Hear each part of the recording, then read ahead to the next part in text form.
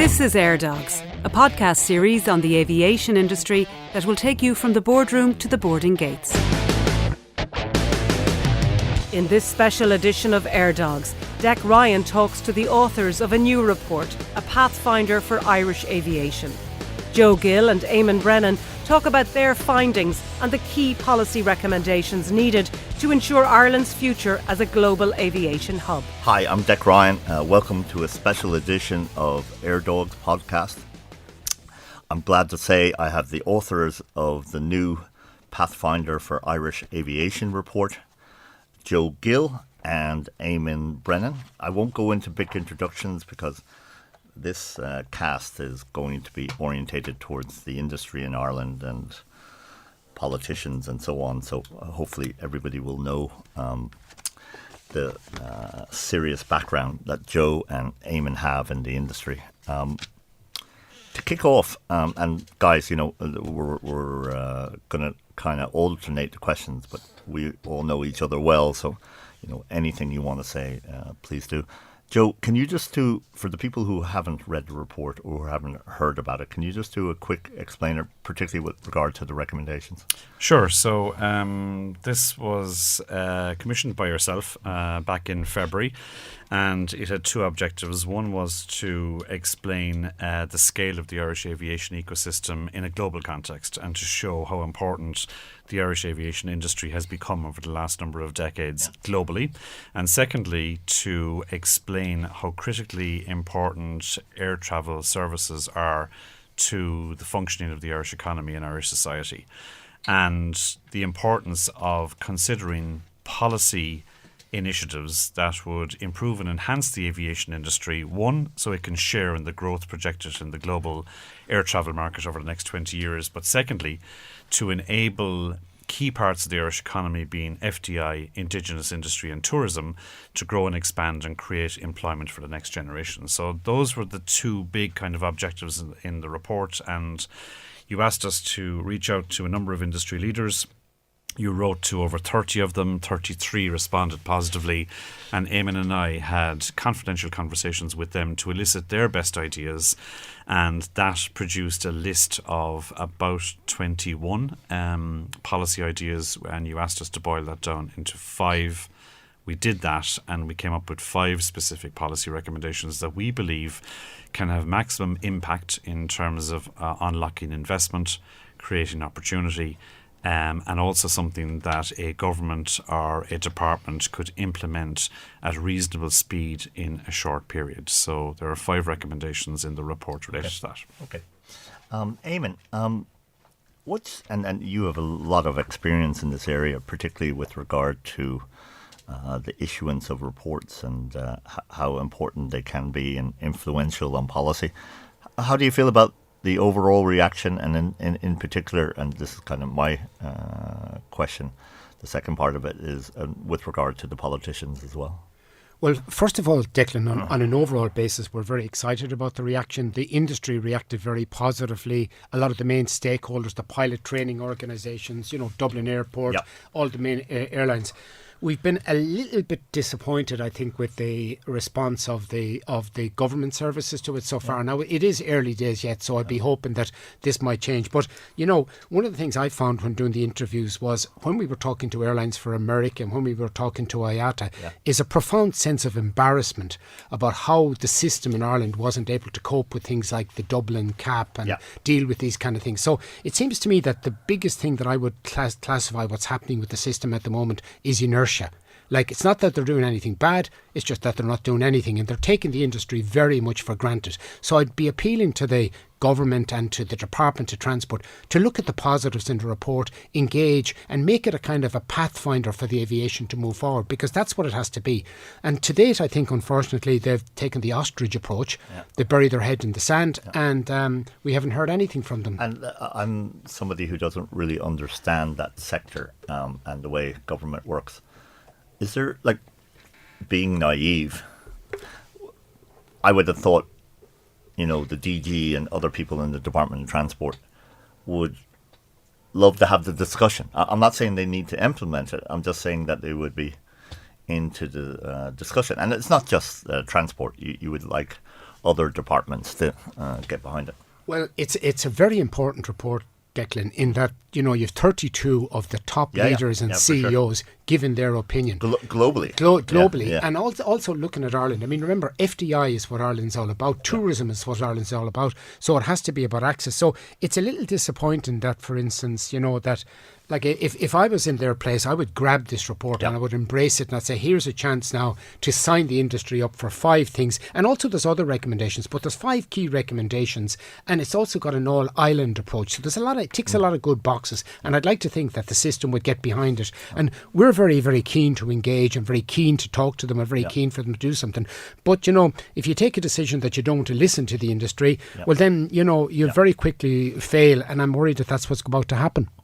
Joe, that leads us well into the next point. And I think it was your idea, and as they say, successful ideas has many parents, but I'm going to give this one to you. One of the clever things that the report has done and that you have done, and the reaction's amazing, is the All-Ireland strategy. Yeah, so there's 5 policy ideas presented, and one of those is to shape an all-island aviation strategy and to bring together the strengths that exist in Northern Ireland, because there's over 85 companies in the north that are very much focused on the manufacturing and engineering aspects of the aviation industry. There's a long history of that there. They produce the wings. Yeah, sorry, I think you're going to go into it, and sorry to interrupt you. You're going to dive into this because I thought I knew a good bit about aviation. I just couldn't get over the seat manufacturers. Yeah. So like up to 40% of commercial aircraft seats are designed and manufactured in Northern Ireland. It's incredible. Yeah. And the wings for the new Airbus A220 are manufactured in Belfast. But around all of that, there's a whole bunch of specialist engineering companies and technical companies that support the aerospace industry globally. So we're arguing that piece of the island complements what's going on in the rest of the island, because what we have within the Republic is an exceptionally strong aircraft leasing industry, owning or managing about 10,000 commercial aircraft, over 23,000 commercial aircraft engines. And we've got some of the most significant airlines in Europe, including the largest airline in Europe based in Dublin, and the largest flag carrier group in Europe owns Aer Lingus, and Aer Lingus is a very important part of IAG. So you've got ASL, you've got Emerald Airlines, you've got a number of others. So if you put the whole thing together collectively, it's really strong, and we're arguing that there's opportunities for both parts of the island to work together to do something quite exciting. And one of the, let's say, big hairy ideas we have in the report is to consider building at least one major engine overhaul facility on the island, and being able to bring together the engineering, manufacturing, apprenticeship skills that exist in the north with the airline and aircraft leasing owners of these assets. And we're being told by the engine manufacturers that there's a significant need to build new capacity for engines, because the new technology engines, and one of the arguments we make in the report is that if you want to address the sustainability or the environmental agenda in aviation, the fastest way to do it is to invest in all new engines and aircraft, because they're the ones who can tangibly reduce the environmental impact of air travel. And if you look at aircraft leasing and airlines in Ireland, they have this huge feedstock of engines that could end up being the kind of raw materials that go into this facility. So we've suggested that Derry and Shannon are the 2 airports where this project should be considered.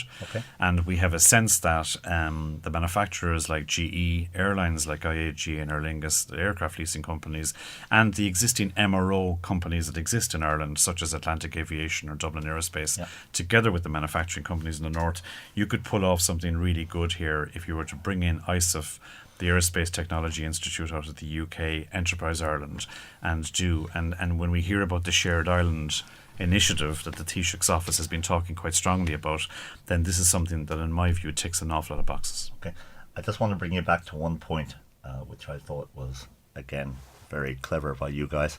Would you explain the thought process between the ADP, in Aldergrove and Belfast, and explain that to... Yeah, so we suggested that as part of bringing this all-Ireland strategy to aviation, we should not just focus on doing MRO or manufacturing, but as alongside that, air passenger departure tax exists in the north of Ireland. It doesn't exist in the south. It's been very powerful in the south in helping tourism, helping air travel connectivity. So why couldn't you have that on an all-island basis?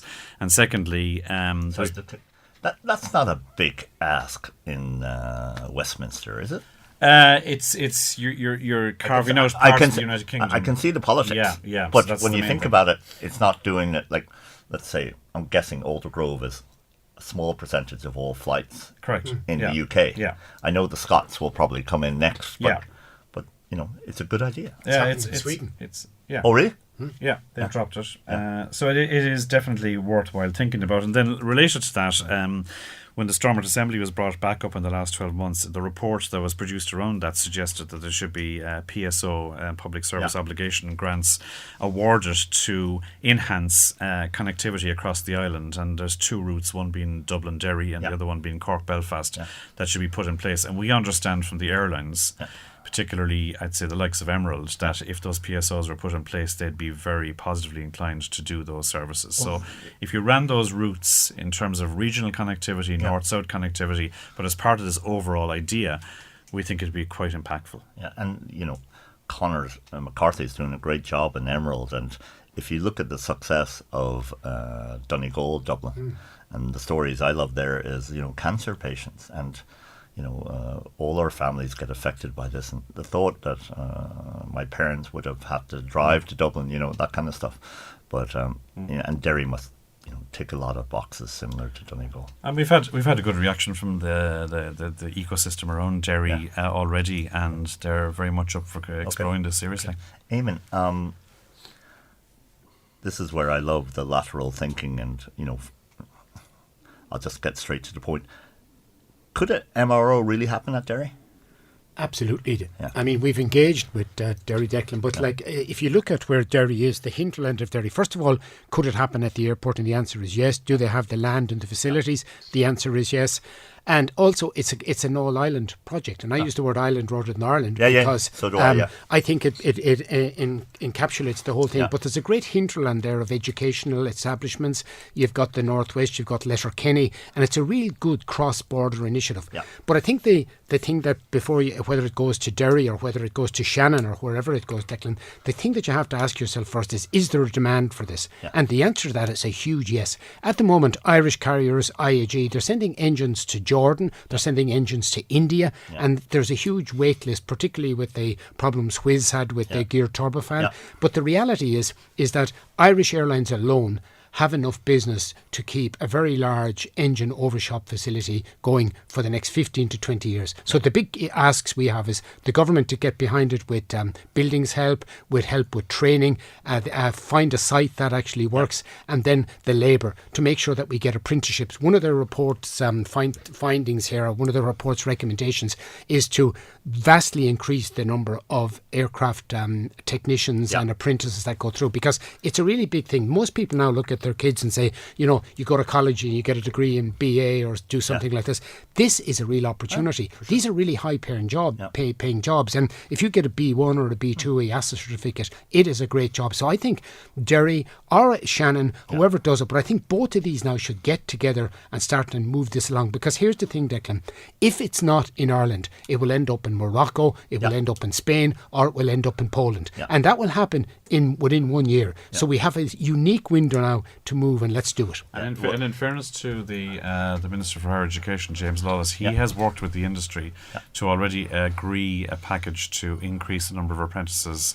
I think they're going to double the size, but we think it could be trebled from there, and it should be done at speed. And to be fair, and I know it was given, Minister Lawless has a great understanding of the system. Well, by the way, he has moved very well. He's not my sister, but he was the first one to respond to us, and he responded in 24 hours. And no, I think he gets it. He understands aviation, he does. And I remember when he was the junior minister for a short while in charge of aviation. I had a meeting with him, and I felt that he was one of the few guys who got the whole picture. And I think that, and it's also not led and said by the civil servants, which I'm afraid happens a little bit more when if you're a long time in government, it's the danger. I mean, I know it from years of experience. Oh, of course. Joe, I don't understand the North enough, and I'm not too sure your level of knowledge. I've been a little bit disappointed about the lack of media awareness up there. And by the way, there could be real meaningful stuff going on, a court case or something happens to Royal Victoria Hospital, and this isn't urgent stuff, but I just thought they'd get behind it a bit more. Yeah, it could be something to do with the daily news flow, the weekly news flow. What I think has been interesting for us is that we've had a very significant response from some of the advisory services companies. Would you mention what KPMG are doing? Yeah, so the managing partner of KPMG in Belfast has come back to us, and Johnny Hanna. Yeah, and he now wants to host an evening with the industry in Belfast in late June, where he wants us to present the findings of the report. And he's inviting some politicians to that, and I understand he's got some positive reaction to that already. And then the people in Derry have asked us to come and meet them and talk to them about it and explore ways in which we can move the thing forward. So that will give us an opportunity at the end of June to re-engage with the media in Northern Ireland, and I think maybe we could do a little bit more targeting around that and offer to talk to some of the business journalists and the editors in the Northern Irish media, which I think we'll do. My gut says it just needs to be explained a bit more, and maybe because it came via Dublin, that it's just not on the radar as much as it should be. Yeah, and I think also, as we agreed when we worked this out, we said, like, the publication of the report is D-Day, but the ground war is going to take up to a year. And I've seen this in previous reports where if you publish and just leave it, it ends up on the shelf. If you publish and campaign, it can be far more impactful. And that's what we're thinking of doing here. So that's why, and you've obviously been very supportive in allowing us to offer ourselves to go and meet and present to anybody who's interested in this. Like Eamon was on with Waterford Radio last week, I was on with Shannon Radio. We're willing to go and talk to county councils, all stakeholders, in order to advocate the case behind this. One thing we didn't touch upon, and we could spend all day on this, but I've got some amazing responses from people, and a lot of them are captains in all the airlines, and I'm delighted that some of the Aer Lingus guys are reaching out and so on. And pilots get it, and it's great they get it, and I think they'd probably go back to their cadetship, and I'm sure anybody who had to finance it itself, like someone I know because of my own history, I know some of the Ryanair guys were originally baggage handlers or engineers or cabin crew and so on. 110 grand is a lot of money. It's an enormous amount of money, and it's one of the interesting things. It's also captured the imagination. Like, one of our ideas is to quadruple the number of commercial pilots trained in Ireland on an annual basis, and maybe we should just detail that a little bit, because it is 110,000 euros. Most families in this country cannot in a million years raise 110,000 on an unsecured basis for their kids. The flight schools have told us they have about 200 to 300 people on file who really want to train as pilots, but they simply haven't got the wherewithal to do it. And we're not offering some sort of a free ticket here. What we're suggesting is that ISAF comes in with a loan fund. It's a loan, and the cadet can only access the loan if they train themselves to PPL level, private pilot license. That's going to cost about 20,000 euros. So we're not saying this is an easy... So once you get your PPL, the schools then will screen you, and they have very significant screening processes. So they have a 95% success rate once they screen you successfully. So the deployment is quite strong, and that means the loan then is pretty safe. So you're unlocking 90,000 for the remaining 18 months. We're saying to focus that on the underutilised airports such as Waterford, Weston and Sligo. And then we're saying that alongside the actual training itself, the government is offering 14,000 euros tax-free earnings for any house that's willing to accommodate a student. We know these students take their jobs very seriously. They're not going to be messers, typically. And you get 14,000 to give your bedroom for only 12 months. It's not like a long-term commitment.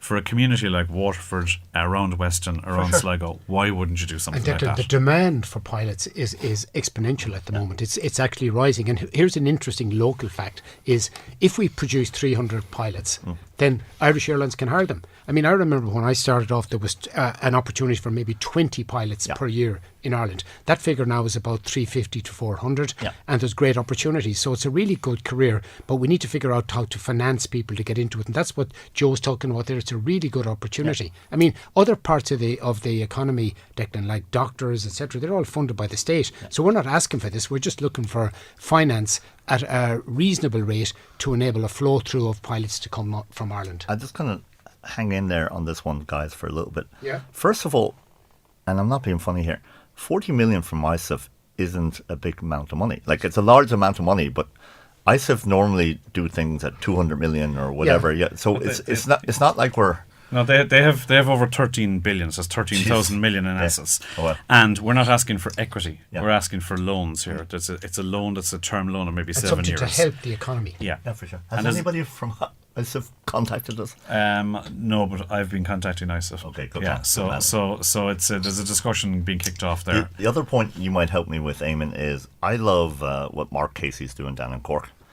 And I love his comment because being in the industry, I always get people asking about their kids becoming pilots, boys and girls and all that kind of stuff. And they're all heading to Spain or Florida and so on. I love Mark's response, like, I want them to learn Irish weather. I want them to, Well, when I started, when I got my pilots, I had a private pilot's license. I learned in Galway. We only have an hour now. I learned in Galway, and it took a while. But the one good Mark does make one good point. If you learn to fly in Ireland, crosswinds are in your blood. Yeah. And you're able for weather. And here's the thing: a lot of the new training systems, particularly for ratings for say 737 Max, they're all done on simulators. Yeah. So they're now easier to do in Ireland. You don't have to kind of pound the beat like you did in the past. But Irish weather is actually ideal. Oh, no, for sure. So I mean, great locations like Waterford and Cork and cross countries, and we'd like to open up places like Sligo as well. Sligo were in contact, wondering what we could do for them, and so there's a lot of a big appetite for this. So to me, the weather's great. And being serious about it, I feel a lot more comfortable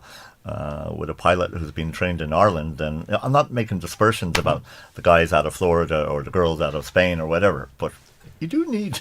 That's all. I mean, that is the anecdotal evidence back from the airlines true. that the pilots they take in, trained at Irish schools, are very good. weather beaten. You know. yeah, for sure. And you know, Declan, when you fly approaching an Irish runway, having a headwind is very rare. It's always a crosswind.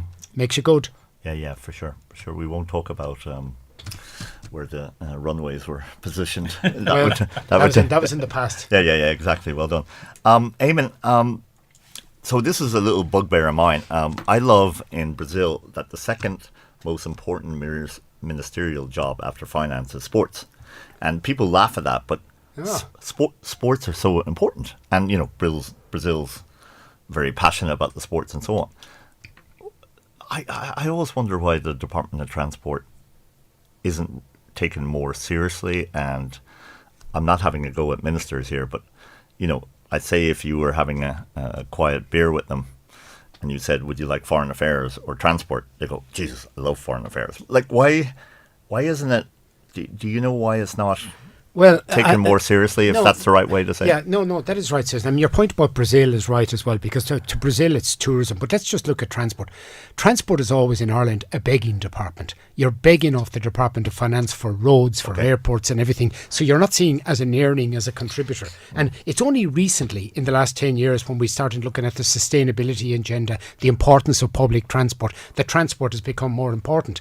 But in other countries that I have been in, for instance, like when I was in Eurocontrol, in France, transport is seen as very important. It's seen as a core central activity. Also in Belgium and in the Nordics, public transport is seen as really important. But for some reason, you know, the fact that the department is in charge of buses and trains and airplanes, that's not seen as important. Whereas, as Joe pointed out, FDI comes here because we have connectivity, and so does tourism because we have connectivity. Sure. So to me, the revenue potential of the Department of Transport, I think they don't sell themselves enough. It's a core department and it's really, really important. So for me, you know, if I think that it's really something that can contribute to economic growth. But I do agree with you, Declan, it's down the pecking list. I mean, I've known people in my past who, when they were told they were going to be Minister for Transport, have been very disappointed. But part of the transport thing relates to the connectivity of the Irish economy, right, and Irish society with the diaspora. And what was interesting to me was I was part of the advisory team working with IAG, International Airlines Group, which is the group that owns British Airways, Iberia in Spain, Vueling, the low-cost carrier, Level, the long-haul low-cost carrier, and now it's owner of Aer Lingus. And back in 2015, when IAG bid for Aer Lingus, we were advising them, and across the political spectrum in Dublin, the number one concern was, if IAG succeeds in buying Aer Lingus, will they asset strip it and take the cash and the assets out, or are they going to use it to boost connectivity for the island island of Ireland. And IAG made a very strong case at the time that they wanted to seriously build Dublin as a hub and spoke operation to do long-haul routes into North America and bring new technology aircraft in the form of the Airbus A321XLR to bear to open up all these new destinations in North America and connect them into the European points where the short-haul route serviced. So that was their argument, and there was a lot of scepticism in the political circles that would be true. Now, IAG have stood by that commitment, and they've actually delivered on it left, right and centre over the last 5 years. But at the moment, they're sort of saying, well, hang on a second, you're telling us now there's a cap on passenger volumes in Dublin Airport. That's limiting our ability. And what they're having to do is they're having to close routes in short-haul Europe to create the passenger capacity to open the long-haul destinations into North America. It's crazy stuff.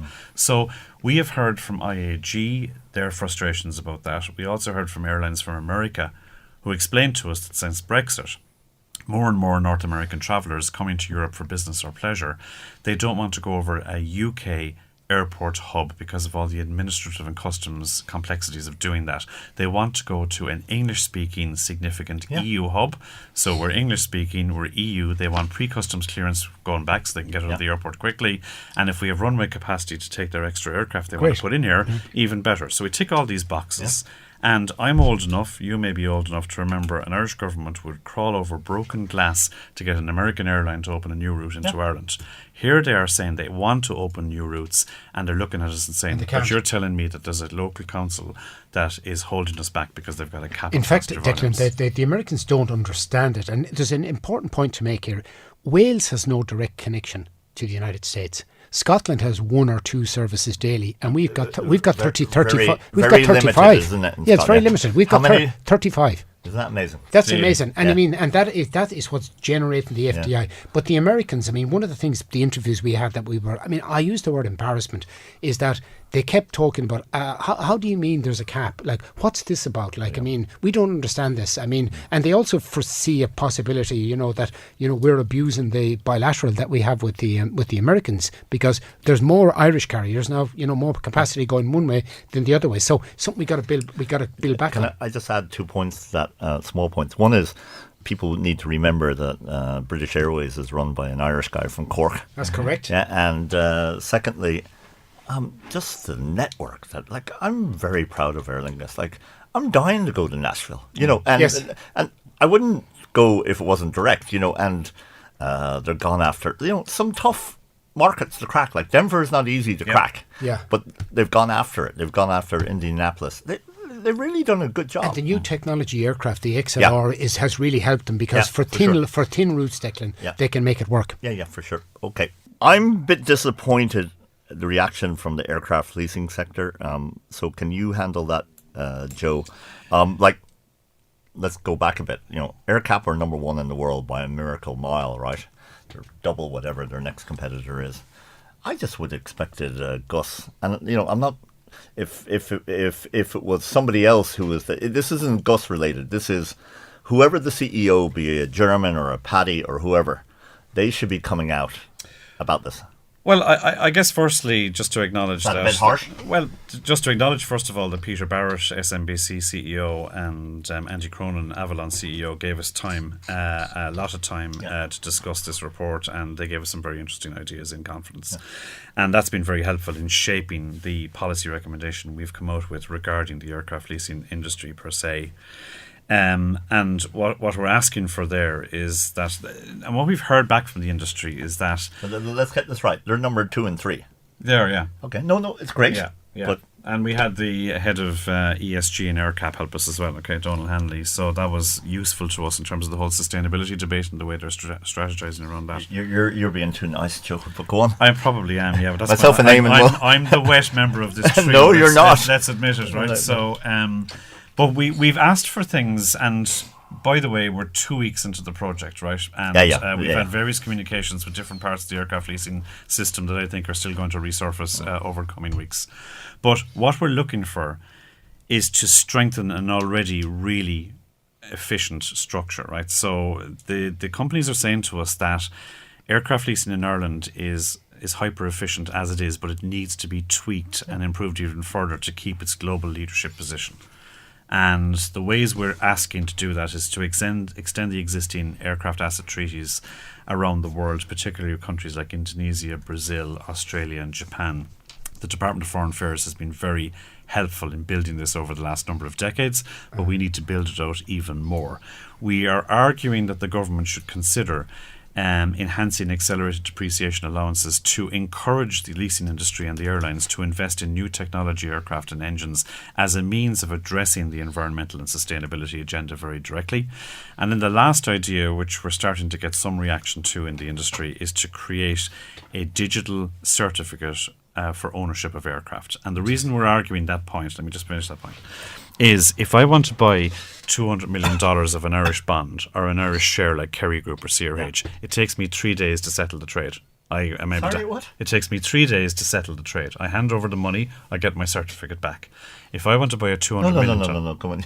No. So we're doing it through your good office and Good Buddies. Yeah. We gave you the money. Yeah. You're saying you're not getting the cert back till... 3 days, 3 working days. Right? It takes 3 working days to settle an Irish bond. I have a real bee in my bonnet about value of money. Yeah. Like, that's a lot of money. Yeah, exactly. But if I buy a $200 million aircraft, it can take me 9 months to settle the trade. 9 months because of the paperwork. Okay. There's 3 boxes of paper that go with every aircraft. Yeah. A forklift of aircraft with every of paper with every commercial aircraft. There's a real opportunity there to make Ireland the kind of centre for digitisation for aircraft transfers. It's a real big opportunity. Has the guys lack of knowledge here? Has anybody done it? They've tried to do it and they haven't got there. They've tried to do something called GATS just before COVID. It fell over through COVID. But we tried it, or did the Singaporeans? Or No. It was us were involved, but it didn't get there. But right? the big opportunity, the big opportunity here is the use of new technology like blockchain and AI, but particularly blockchain, for sure. Because you have so many records for everything from an oil change to a flan blade change to anything to fueling systems change, pumps, and the records are massive. So if you create a blockchain system, then you make sure that it actually works. And there is an opportunity there to do this and to provide a whole digital certification piece for the aircraft transfer. So what we're trying to do is produce a system or recommend the production of a system where an aircraft can be transferred in 3 or 4 days rather than 3 or 4 months. I was lucky enough to get Joe and Connor and a few other people, Frank Ryan, when he was in charge. Enterprise Ireland. Yeah. He asked me to have a look at the aviation sector. And knowing that I didn't have the intelligence, I got people like Joe and Connor and a few others. And the report they came back with was brilliant. And it was, we're number 1 in the world at aircraft leasing. But we have to, a bit like Limerick hurling or Real Madrid, we have to think about, the famous Shankly comment, when they won the cup was like, we're starting winter training or, next summer training in 2 weeks' time. If you want to stay number 1, we have to invest. Yeah, 100%. So we have to innovate and be ahead of the pack. And there's 2,000 aircraft traded every year at the moment, and that's going to double over the next 20 years. Yeah. Now, Ireland already has got desks in each of these aircraft leasing companies that trade airplanes, and they're very good at it. Yeah. But they get caught up in this huge multi-month settlement process, and there's legal firms involved, there's huge costs involved, and we're trying to cut through all of that and have Ireland invent a digital certificate which has all the details of every part in that plane, every maintenance exercise in that plane, everything to do with it is in a digital package, and it can be transferred across to the new owners very quickly. Yeah. And that is something that Ireland could own. And if we did it, we could own the trading of aircraft over the next 20 years, which incidentally has become one of the most profitable parts of an aircraft leasing business model at present. Okay. Eamonn, can you explain why the cap at Dublin Airport is such an unusual regulation? Because, I've loads of pals in New York and Colombia, and they're going, what? So when I was Director General of Eurocontrol, we had about 800 airports in our systems and 42 air traffic control centres. Like, a passenger cap is something that's highly unusual. I don't think I've ever come across it before. Yeah. Now, I've come across traffic caps and I've come across nighttime restrictions and various bits and pieces which are generally much more sensible. But a passenger cap based on a road network access that has since been solved to an airport, I've never heard the like of it. So from my point of view, it's unprecedented, but it's really it's not so much that it's a cap, Declan. It's the bad feeling and it's the bad PR that it's getting Ireland. Yeah. It's like Ireland is closed for business. We're not taking any more flights. We're so smug, we don't need these flights. And we're a leader in sustainability, Declan. We didn't talk about that, but we've new aircraft, new engines, SAF, and, the single European sky would deliver a 10% reduction in CO2 if people just got on with it and the politicians do it. So there's a lot of real things can happen. But the bottom line is the cap at Dublin Airport to me is just an embarrassment. And I think that the sooner it's solved, the better. And our proposals were to kind of basically, bring in some legislation to deal with the cap immediately. And here's my point. This was in the general election of the two major parties. It was in the programme for government. So I don't understand why they just don't get on with it. I said before when I was talking to another person, when they don't want to do something, what happens is they always say, I'll ask the Attorney General, I'll get another opinion. I'll get an Oireachtas working group. This has been agreed. So why don't we do it? And then the simplification then of the noise regime to put it into technical hands and make it the same as everybody else in Europe, a balanced approach. This is a much better approach. So I'm a little bit worried that we have set ourselves up so complicated that we can't succeed. Dublin is the gateway. And it's not been treated as the gateway. It's been treated as a local authority airport, where, and it really should be something that should be dealt with by the Minister for Transport and national politicians. What's good for Ireland, for FDI, for tourism and for our economy. So what's, if the Minister, O'Brien, who's in Transport, if he rang you up tomorrow and said, Eamon, what's the one thing I need to do, in your opinion, with regard to Dublin Airport, what would it be? It would be to show leadership, and it would be next Tuesday to introduce a 5-line amendment to the legislation to remove the cap permanently at Dublin Airport. Simple piece of legislation, doesn't need anything else. Okay. Guys, as a wrap, anything we didn't cover or anything you learnt or any... I've learnt loads from the process, and it's been very interesting. Like, my family don't want to talk to me about seats in Northern Ireland anymore because I didn't realise 40%. Like, that's ginormous. Amazing. Yeah, amazing. But is there anything else we need to say? Or one thing, Joe. Yeah. One thing I wanted to say, Declan, was what it struck me with the whole thing, and you very gladly put us in charge of doing this for you, was the enthusiasm of the people in aviation in Ireland. We're generating leaders all over the world. You mentioned, Willie Walsh and IATA, and, we have formerly had Alan Joyce and, Sean Doyle in British Airways and Gus Kelly in Aircom. There's amazing leaders in this that we're generating, and they're so helpful, and they want this to succeed. So that's why I think it's important that for some industry that we are a world leader in, that we stay as world leader and we grab the torch and we run with it. Yeah. Can I just, before we hop in, Joe, we set up Tiger Airways in Singapore, and you get to know how efficient the Singaporeans are, and they're world class. This would never happen in Singapore. They know they can become number one, and they look across and they just go, these guys are nuts. Like, putting caps onto the airport or other stuff. An island economy. That's a small open economy exposed to global. I suppose my kind of final point on it is that anyone who thinks that the publication of the report is the end of the story have got the wrong end of the stick. The publication of the report is the start of the story, and we're intending to have a pretty strong campaign across the country around this. Yeah, and if somebody wants to contact you guys, is it best through Irlandia or Goodbuddies? They can come through the Irlandia website. They can come on to us through LinkedIn. They can find us anywhere they want. But we're open to talk to anybody about this. And I know you two lads well, and I know we're planning to go up to the north soon and so on. So no part of Ireland it won't be covered to get this resolved. Yep, that's correct. We're even going to go to Mayo. Okay, thank you very much, guys. Well done. Bye. You've been listening to Airdogs, brought to you by Irlandia Aviation and in conjunction with the Airdogs book by Tom Lyons. If you enjoyed listening to this interview, please subscribe or leave a rating or review wherever you get your podcasts.